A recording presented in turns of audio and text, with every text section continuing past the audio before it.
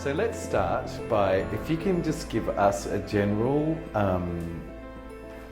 kind of, I suppose, snapshot of how you came to be a playwright.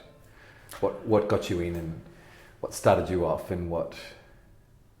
Oh dear. You mean right back. Okay, well, I mean, I guess the fact that my mother was an actress, and so I grew up in the theatre. So, I mean, she was always dragging me to rehearsals. It was cheaper than childcare. Babysitting, yes. And so I kind of just had a love of the theatre instilled in me from a very early age. And then, you know, at school would just be interested in English and writing stories. And so the idea of story writing and theatre were two things in my life, and it was about sort of putting them together and I guess just taking it from there. And so you didn't have like any of those awkward early childhood acting experiments, or? I did. I was a very successful child actor. I was in the Tab ad. Oh my God. With a very famous cricketer. And I got to say beautiful. So, you know, I did do a little bit of acting, which I guess was again about that interest of being in the theatre and involved in theatre in some way. But the idea of actually becoming a professional actor was never really on the cards for me. I became more and more interested in the kind of writing, construction side of it. And so your earliest plays, how old were you when you started writing kind of like the full length? This could be read by actors and performed in spaces, kind of. Oh, probably when I was at university. So I wrote a play, like a full length, a one act but full length kind of 1 hour play when I was at uni, and entered it into the SUDS competition, and it got a place in that, and so that was, I thought, oh, this is, you know, I'll keep doing this, And so then during uni and then out of uni, I mean, I would have been in my early 20s probably, I think, by the time, or even late 20s possibly, by the time I actually got to the point of doing some work. And it started very much in the kind of gay theatre movement, well, I don't know if you could call it a movement, but there was a flutter. The ripple. That was going on in Sydney at the time, in the early 90s, late 80s, early 90s, and there was this, I can't remember what they called themselves, In the Pink, the theatre company. Yeah. And so one of my plays was read in chunks as part of a play reading series, as part of that, and then it was turned into a full-length play, which was Three Winters Green. Which has just had a season again. Yeah, which has just had a season 20 years after its first season. So it just sort of started around that time. But then I always would run away from playwriting and do other things. So, you know, I'd direct festivals, or, you know, work in arts bureaucracy, or, you know, arts journalism or whatever. And part of that was about needing to make money. But part of it was also, you know, I recognise now, was about running away from what was really hard and difficult, which was, of course, writing theatre. So. And you went to the NIDA Playwright Studio, I did. Is that right? Yeah. I did go to the NIDA Playwright Studio. That was, again, I think, in the very early 90s. And yeah, it was great. That was a good experience. And I didn't come out too traumatised. Unlike some. Unlike some, apparently. But yeah, no, it was good. And of course, I made a couple of collegial relationships there that have kind of lasted ever since. So that was fantastic in that regard. Can you tell us about the impetus for starting to write BabyX? Well, the impetus was the fact that I was going through the situation that is depicted in the play, or a variation of that situation in the play, in the sense that I was had been approached by two lesbian friends with the idea of, would I, you know, donate my sperm so that they could have a child. And it was at a time in Sydney where probably not as many people were doing that kind of stuff as is prevalent today. It seems to be an epidemic today. but back then it wasn't quite as... I mean, yeah, the people had done it, but it wasn't quite as commonplace. And I was talking to David Fenton about it, who I'd worked with in some other capacity on another piece, and he was saying, "Why don't you, write about it? Why don't you write this play about it?" He said, "Let's apply for some funding, development funding from Mardi Gras," which was a scheme that I'd actually set up when I was the director at Mardi Gras, but I had since left. So it had very much, it was very much connected to the experience I was going through in real life. But then it was also about recognising, had that story been written yet in the context of gay theatre in Sydney? And it hadn't. I just wanted to ask you about, first of all, about the mothers of the children. But before we do that, you should probably tell the story of the birth, which I've always really enjoyed. Which he probably, you don't remember. I do, but it's not in the play. No. Yeah, in the real life. So it's a bizarre story, but it's true. And it was the fact that we didn't know that we were having, that they were having twins. So everything was sort of going along quite nicely, and although when I rang the hospital, because I was at home waiting at home, and this labour was going on and on and on, and they said, "Oh, don't, everything's all right. We've got it's one very big healthy baby in there, and it'll come out eventually." And of course, then there was this kind of sense that she was having the child in the natural birthing centre, and then they could tell something was not quite right, so they decided to transfer her up to the hospital and up to the ward, and then they were bringing in all these experts, and we're all getting a little bit more panicky, and they then a child was born, and then they were in the room, and they said there was another heartbeat, and it was the first that anyone realised that there was actually a second child. And that had been the complication, and people sort of look at me and go, "But how can that be the case, given this, that, and the other?" But the decision that was made at the time, back then, in the context of which it was made, was about trying to have as least intervention as possible, and that was a school of thought around ultrasounds and all that sort of stuff. So basically the heartbeats were just in sync, and so they never picked up that there was a second heartbeat. And in fact, the first time they picked it up, they thought it was the trace, because that's quite a common thing apparently, where you get the trace of that heartbeat. So they never actually thought, "Oh, there's two in there." So that was the first kind of, okay, the universe has delivered.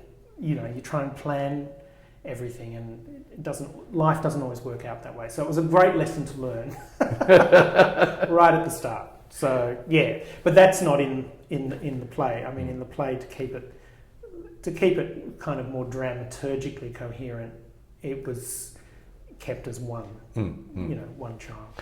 Did you write it as the pregnancy was going on, or after that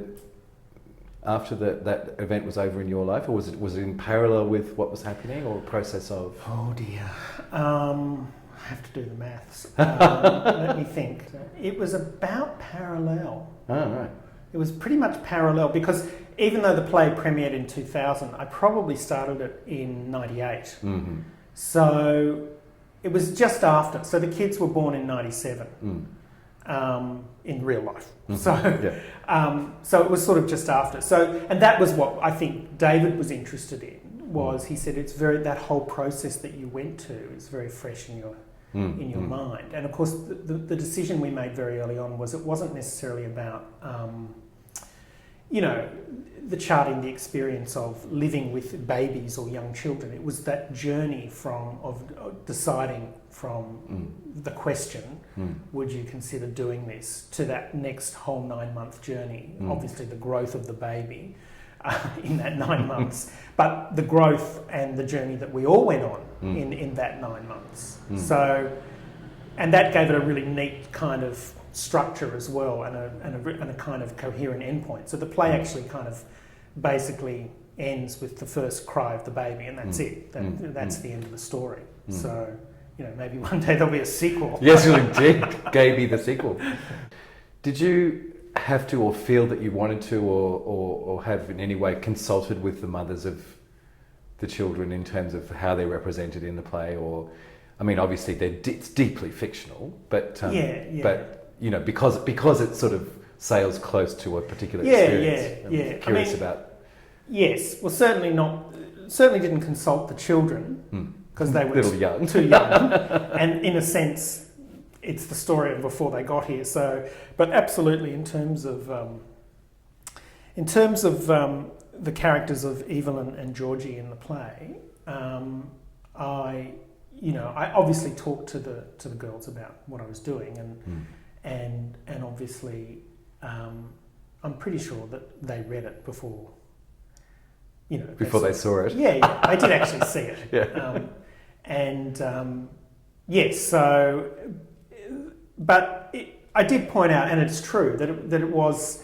There are a lot of fictional circumstances in the way it's been constructed. For instance, I decided early on in terms of the play that the character of Adam would work better if he didn't have a partner, which was absolutely not the experience that I was going through at that time, because there was, of course, 4 of us involved in that kind of situation in real life. So, but I thought that he was more useful if he was partnerless in the play, so that we could explore other sides of gay sexuality and identity and some of the tensions that come up through that kind of paradigm of saying, this is the identity of a gay man, and now we're going to reframe it and say there's a child in that gay man's life. And so there's a whole lot of interesting tensions that come up in that, and it was better to explore it that way. Well, that's what I thought. So. And so, in terms of the way where it sits, I mean, you'd say it's a reasonably early play, I suppose, in the oeuvre. Looking back now. Yeah, it is. It is an early play, and I think it's a play of very much of its time and its politic. When I look back on it now in Sydney, but I still think that. It resonates today in a different way, because actually that story is much more prevalent today. I was going to say, as you've referenced, it's such a huge thing now. Who would have thought? Yeah, exactly. So, but the kind of, I guess the other important thing to say is that I'd worked as editor of the Sydney Star Observer, which was the main gay newspaper in Sydney, in that 2 or 3 years. Or earlier in that decade. So I was steeped in the politics of gay and lesbian Sydney. So and I don't think I could have written. It wouldn't have been written in the same way if I hadn't been. And so it was a great way for me to have a go at everything. Every little kind of weird ass kind of politically correct gay and lesbian thing that had happened in the last few years. Everything gets stuck in there. It's very irreverent. When I look back on it now, it's quite an irreverent piece. Yeah. Does it feel like a watershed for you? Did it change your writing, or is it more of a kind of wander off the path, or how does it fit in the kind of line of stuff that you've written, I suppose, is what I'm asking. Yeah, look, I've often thought about this because I've sort of veered here and there between comedy and drama and verbatim and whatever, and personal and not so personal. But I think one of the connecting points that I see now, which I probably didn't realise at the time, but when I look back now, I think that my work is always very concerned with the idea of community. And whether that's the gay community, or whether that's the experience of HIV/AIDS, or whether that is people in country areas responding to a bushfire emergency or whatever it is, I realise that I'm always in some way seem to be drawn to the dynamics of community.